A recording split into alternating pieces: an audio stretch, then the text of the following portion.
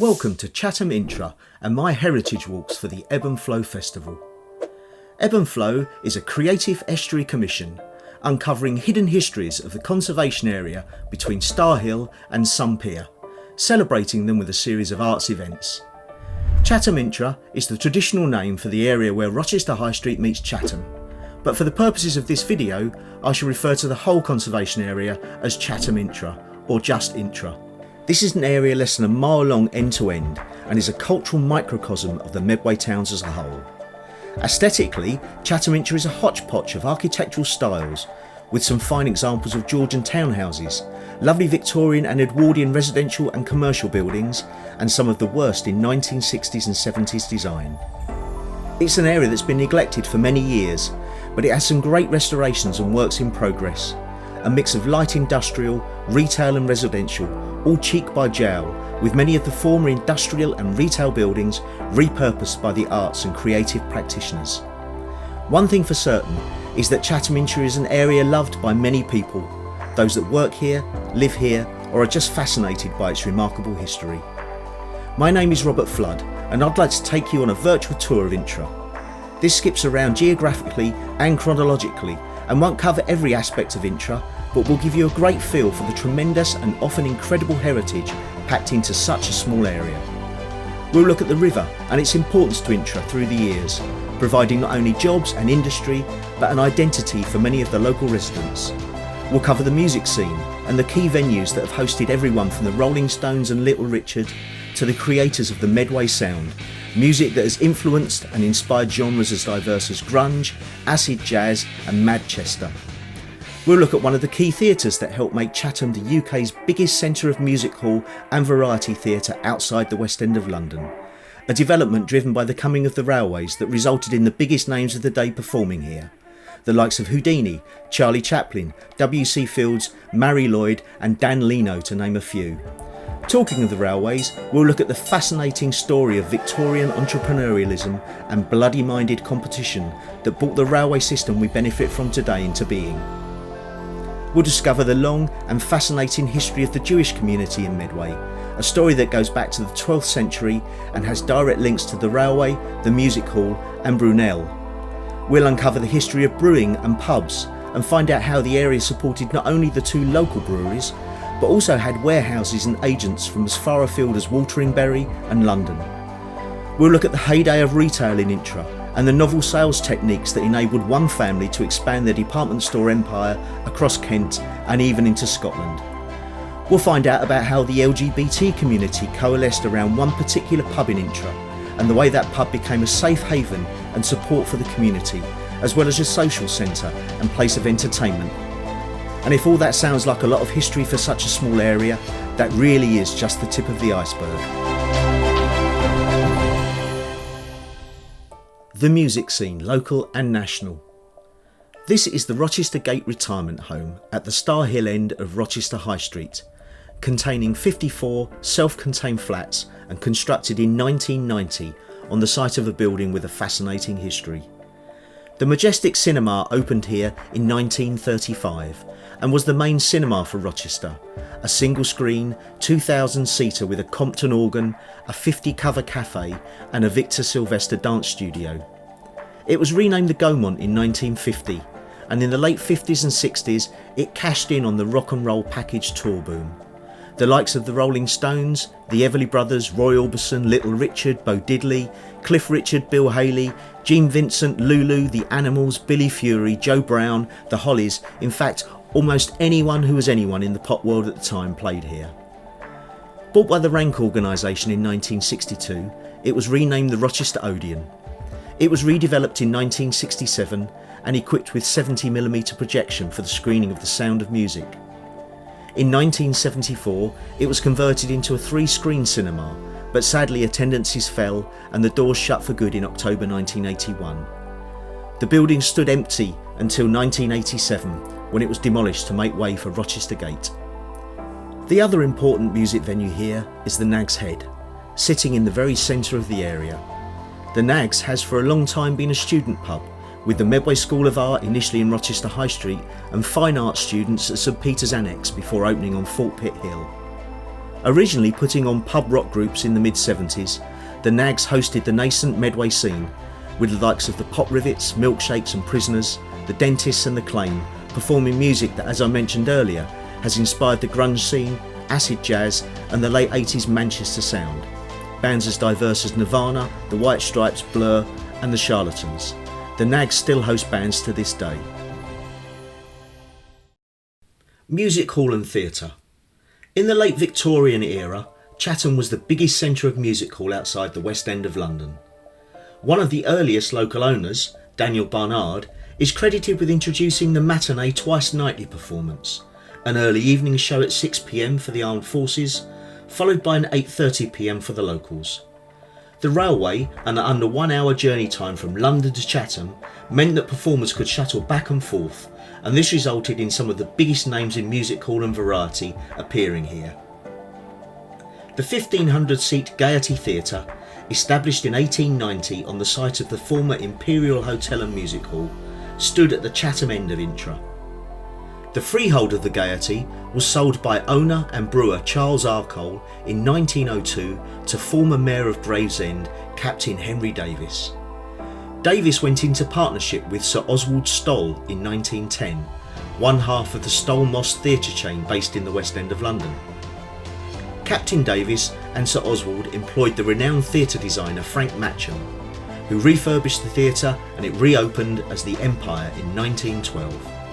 The auditorium was twice the size of the Gaiety, painted in white and gold with amber drapery. It had 18 private boxes and 4 bars with all-electric lighting. W.C. Fields was one of the first performers after the refurbishment, and the latest craze from America featured in reviews like What Ho Ragtime. Captain Davis was quick to pick up on the appeal of cinema, and in 1917 he opened what he called the Picture Palace at the rear of the Chatham Empire.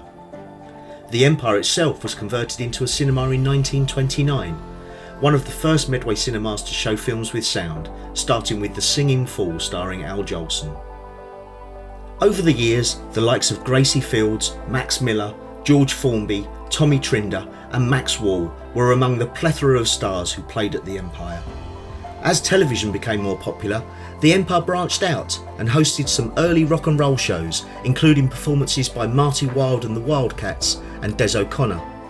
But the days of the Empire were numbered, and the building was sold to Chatham Corporation in 1961, who demolished it and replaced it with Anchorage House. Another place that calls this area home and is worth a quick mention is the Medway Little Theatre.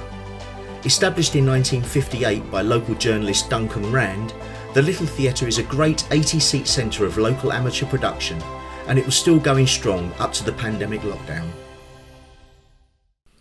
The Jewish community and faith. A Jewish community in the Medway towns can be traced back to the 12th century, but the most detailed accounts begin about 300 years ago. The first synagogue was constructed in about 1750 and was known as the Cottage Jews Tabernacle Synagogue. It was described in Bagshaw's 1847 Street Directory of Chatham as a small building of brick and wood, about 100 years old, with a clock visible from the high street, noteworthy for having a face with Hebrew characters. The record books of the synagogue, kept in the Medway Archives Centre, go back to only 1790, and the earliest decipherable gravestone in the old cemetery is dated about that time. It's worthy of note that a combination of synagogue and cemetery is rare, and I believe this is the only one in the UK. The present synagogue was built by a man called Simon Magnus as a memorial to his son Captain Lazarus Simon Magnus. It was formally opened and consecrated in 1869 on land originally belonging to the trustees of St Bartholomew's Hospital. Captain Lazarus Magnus was a highly respected man, active in local and communal affairs. He was a founder and captain in the 4th Kent Artillery Volunteers, a member of the Board of Management of the synagogue, a director of Chatham Railway, and a mayor of Queenborough, a town on the Isle of Sheppey, apparently as a mark of gratitude for his having been instrumental in bringing the railway to Sheerness and Queenborough. He died accidentally at the early age of 39 from a reaction to chloroform being used to treat a toothache.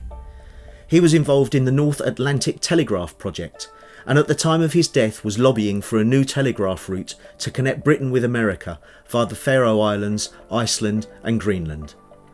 Magnus was a personal friend of Brunel, one of the most versatile and audacious engineers of the 19th century, responsible for the design of tunnels, bridges, railway lines and ships. In 1858, picking up on a Brunel project that was on the point of collapse due to financial crisis approaching bankruptcy, it was Lazarus Magnus who was instrumental in reorganising the Great Eastern Ship Company and bringing the project to completion. The Great Eastern, a giant ship that was not to be equalled in size for another 50 years. His grave memorial dominates the cemetery, and it can be seen from the High Street through the glass windows of the Memorial Hall on the side of the synagogue. Chatham Synagogue features a beautiful Holocaust memorial window designed by another noted Jewish resident of Medway, Hilary Halpern, an internationally renowned architect and founder of the Halpern Charitable Trust that runs the Nucleus Art Centres in Medway. The synagogue is not the only place of worship to be found in Intra. As I mentioned, the synagogue was built on land previously owned by the trustees of St Bartholomew's Hospital. The original St Bart's dates to 1078, and the only remaining part is the chapel on the corner of the High Street and Gundulph Road. Bishop Gundulph established the hospital as a place of refuge for lepers who would land at Ship Pier and be led up and around the back of what's now the synagogue. The bulk of the hospital was to the east of the chapel on the High Street. It fell into ruin during the reign of Henry VIII in the early 1500s. The chapel is Grade II listed and underwent substantial restoration at the hands of Sir George Gilbert Scott in 1896, adding a north aisle. The nave is the only remaining Norman part. The chapel was sold off by the Department of Health in 2011 and is now a gym. The other place of worship of note was the Bethel Chapel, built by Wesleyan Methodists on St Margaret's Banks in 1810. This was demolished in 1990 and a car dealership and some light industrial buildings now occupy the site. Beer and brewing. A cursory look through Kelly's directories from the late 19th, early 20th centuries show that on the stretch of High Street from Star Hill to Sun Pier, i.e. less than 1,500 yards, there have been at least 36 pubs or hotel bars, 2 breweries, 4 brewers' offices and warehouses, and enormous victualling yards that would have stored and supplied beer to the dockyard and navy. The 2 breweries of note were the Best Brewery, with their substantial sites running along the west end of Chatham High Street, and the Holks Arkole Lion Brewery in Holks Lane.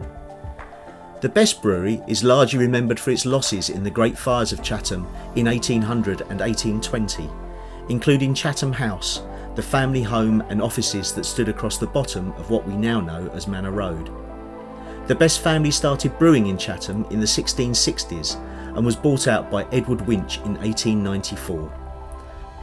The Holks Brewery premises were built in the 1730s, likely by Thomas Holks, although James Holks is the name most associated with the site. They were extensive, consisting of a wharf with a large river frontage, stables, a brewhouse and stores. On the High Street was Holks's private dwelling house, a Georgian building facing the High Street that we know as Chatham House, not to be confused with Best's Chatham House. There was a paved front courtyard enclosed with high iron railings. The front door was approached by a flight of stone steps covered by a portico. There was also, on the opposite side of the High Street, a garden with a large pond enclosed with iron railings and gates, approached by stone steps, and a castellated building which contained a striking clock. This was the waterworks that supplied the brewery with water, but in recent years it's been part of St Bart's Hospital, latterly used as a mortuary, chapel of rest and office. James Holks died in 1821 and the brewery passed to his wife Penelope and his son, also named James Holks. After Holks Jr. died, the brewery was purchased in 1880 by a man named Charles Arkole, and he renamed it the Lion Brewery. Charles had inherited £180,000 from his father in 1869, about 15 million in today's money. He learnt the brewery trade in Norwich, and in the census of 1881 is recorded as living in Chatham House with his housekeeper and housemaid. In addition to the brewery, Arkole owned almost 50 tied houses, including the Chest Arms Tavern on the High Street that he converted to the Imperial Music Hall and then the Gaiety Theatre. As a relatively young but very wealthy man, Charles commissioned a steam yacht for himself called the Stephen Otis, and in memory of his father paid for a lifeboat and lifeboat house in Hastings. Arkle died aged 59 in 1912, and the premises were purchased by local wine, beer and tobacco merchant Owen J. Carter, who then sold out to Style & Winch. The brewery was surplus to Style & Winch's requirements, and they sold the entire site to an expanding Featherstone's in the late 1910s. They converted it into their furniture warehouse and shop. Featherstone still own the site today. Retail and Featherstone's. John Featherstone started business in the late 1800s in Strood. His business model was unique in that he offered the public the opportunity to buy goods on credit, but with no interest charged. He was so successful that he bought 375 Rochester High Street in 1901 and created his first department store. On the site of 375 stood a large Elizabethan house that is rumoured to have been the home of Phineas Petts, master shipwright of Chatham Dockyard in the 1600s. Featherstone expanded along Rochester High Street, buying up 351 to 357, the Lion Brewery site, for furniture sales. The company bought 337 and 341 at the beginning of the 1920s, demolishing both buildings on the site, including the Tartar Frigate pub, and building a wonderful Art Deco gents outfitters with manufacturing on the upper floor. 331 High Street was the company's cycle shop, 343 the fuel shop, and in the 1960s 365 became Peekaboo, a ladies' boutique. In addition to Rochester, Featherstone's expanded around the county, opening large department stores in Sittingbourne, Sheerness, Canterbury, Gravesend and Maidstone. They even had a menswear shop at the Rosyth Naval Base in Scotland. However, prolonged economic turmoil in the 1970s did the company no favours, and they sold off everything apart from the Rochester site. This finally closed in 1981, and over the preceding years the whole estate has deteriorated, variously being rented out to businesses as diverse as a window manufacturer and an architectural model maker, while other sites have fallen derelict. A recent partnership with the University of Kent has breathed some life into Chatham House, and a number of artists and photographic studios have moved into the buildings, including the wonderful Intra Arts. Chatham Intra is home to many small restaurants and retail businesses. These include the Medway town's first Thai restaurant, a number of Bangladeshi restaurants, Chinese, Jamaican, Mexican, Kurdish and Turkish offerings, cafes and a number of independent fast food premises. There are tattoo parlours, beauty salons, convenience stores, specialist food retailers, a large independent cycle shop, estate agents, printers, fitness studios and tailors, among others. The LGBT community. If you look at the culture of any dock, estuary and garrison town, you will find an LGBTQIA+ community. The Ship Inn sits at the heart of the Medway community, and if you speak to anyone who would have frequented this area in the past, they will tell you that the Ship was known as a gay pub, a place that was gay friendly and where the LGBT community could feel safe and welcomed. Don Rose was the landlord of the Ship from 1970 until 1977, and he gave a room to the Medway Gay Switchboard for them to operate from. He also gave keys to the pub to many of the regulars, so if they found themselves in trouble or being chased, they could find refuge. In addition to the Ship, the Horse and Groom pub opposite the old Rochester railway station hosted the local Campaign for Homosexual Equality Committee and Social Club in the 1970s. The Rose and Crown held a regular gay disco throughout the 70s and 80s, and the Royal Exchange and Von Alton pubs adjacent to the Empire Theatre were LGBT friendly. In more recent years, John Baker, the landlord of the Ship from 1977 till 2001, took over the Britannia, and that too became an LGBTQIA+ friendly venue. The Medway Area Gay Independent Community, also known as Magic, put on disco and cabaret nights in local venues. Over the years, this area has welcomed the likes of Barbara Windsor, Lily Savage, Tom Robinson and Doris Troy, among many others. In addition to the pubs and nightlife in Intra, it's also worth noting that Hilary Cook runs the Medway Gender and Sexual Diversity Centre from 331 Rochester High Street. And ME1, a gay sauna, has been running from Old Foundry Wharf in another Featherstone's building since November 2012. The railways. The railway had a major impact on the development and history of this area. The story for Chatham Intra is one of bloody-minded competition and entrepreneurial rivalry. When the railways developed beyond London and arrived in Chatham, two competing railway lines vied for the customer base. The first of these was the South Eastern Railway, founded in 1836 and run by Sir Edward Watkin. The second was the London, Chatham and Dover Railway, founded in 1859 and run by James Stats Forbes. To summarise the story, bad blood existed between the management of both companies as they competed for the London to Chatham trade. The LCDR ran trains through Chatham to Dover, and the SER wanted a piece of the action. In an effort to compete, the South Eastern built its own bridge across the River Medway and ran a line parallel with the LCDR on a track running on a wooden viaduct. The South Eastern Railway branch line to Chatham Intra and the station known as Chatham Central cost so much to build and were so little used that they became a white elephant almost as soon as they were finished in 1892. The SER Loop and the stations at Rochester Common and Chatham Central were closed in 1911. Nothing exists of Chatham Central today, unfortunately even including photographs. It stood in what's now the Doust Way car park and where the new flats are. The SER and LCDR merged in 1923 to create Southern Railways. The line from Strood to Chatham was reworked, so the old LCDR bridge over the river was no longer used and eventually demolished to make way for the second road bridge, opened by Princess Margaret in 1970.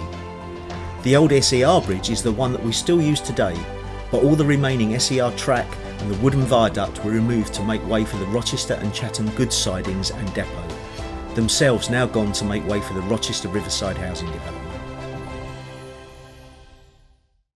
The River and Chatham Intra. There are three aspects to the story of the river at Chatham Intra. The first of these is to look at the businesses and trades that have provided a living for the people of the area. The second is the boats, ships, barges and boilies that have been built here. And the third is the fascinating story of the Medway Steam Packet Company and its paddle steamers that feature in so many local pictures and postcards. The river has been integral to the movement of goods into Intra, much of it destined for the huge victualling yards that service the dockyard and the Navy. Very little remains today of the huge volume of industry that happened here. A solitary crane stands at what was Corrie's Wharf, a memorial to the coal whippers who unloaded the 2,000 to 3,000 tonne vessels that moored alongside. The last of these was the Frederick T. Everard that brought 3,000 tonnes of coal from Northumberland in September 1970. One of the best known shipyards in Chatham Intra was that of Doust's, giving the name to Doust Way and the student accommodation that has repurposed at least one of the old Doust buildings. Doust was a ship repairer rather than a shipbuilder, and they operated from 1933 until 1990. Before Doust, the area was known as the Medway Slipway Yard, and before that as W.G. Gill's Slipway. Gills were ship and barge builders of renown, and they built the Lady of Lorne paddle steamer for the Medway Steam Packet Company in 1871.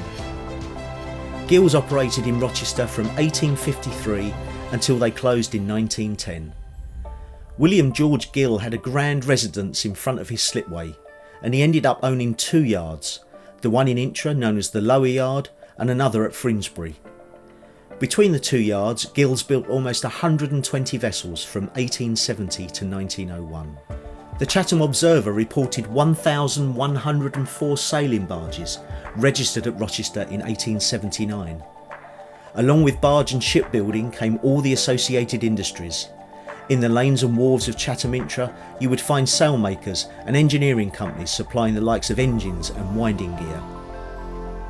Before Gills, the private yard of Martin and Henniker built a number of warships for the government here, including HMS Panther, a 60-gun ship of the line that was launched in 1758, and the 50-gun HMS Iris that was launched in 1774.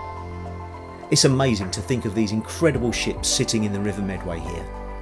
It's also worth noting that many of the vessels built here on the Medway were small dobbles, smacks and boilies. These serviced the local fishermen, mainly based in Strood, who caught smelts, eels, shrimp, sole and plaice. The Rochester oyster fishery oversaw the dredging of the Medway for oysters from the Hawkswood Stone at Burham to Sheerness, a practice that could be traced back in an organised form to 1560, and over 400 local men were employed as oyster dredgers in the 1870s. Severe winters and increased pollution in the river fairly well killed off the oyster beds by 1910. I mentioned earlier the Lady of Lorne, built by William Gill for the Medway Steam Packet Company. The Medway Steam Packet Company was established in 1837 to link the Medway towns with Sheerness and the docks there. Remember, this is before the coming of the railways.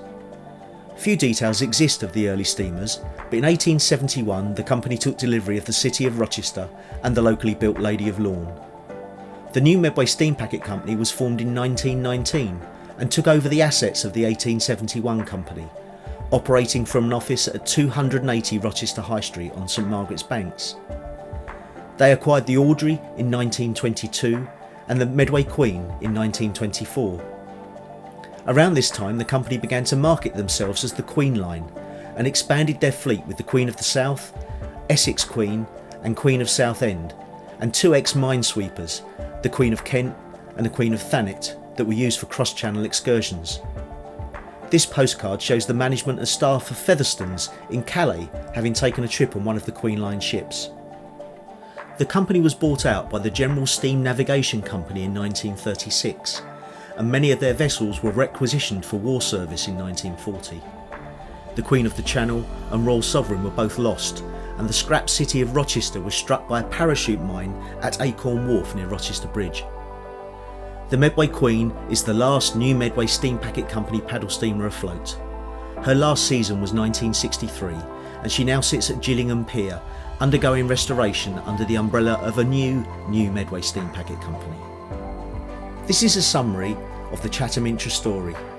Topics not touched on here include the local hangman, Richard Dadd, the artist and murderer, the circus and wild beast acts, the consulates, the Seamen's Mission, the John Hawkins Hospital, William Cuffay, Rochester Independent College, Dudley Studios and much more. I hope that next time you're walking through Chatham Intra, you'll view it with different eyes.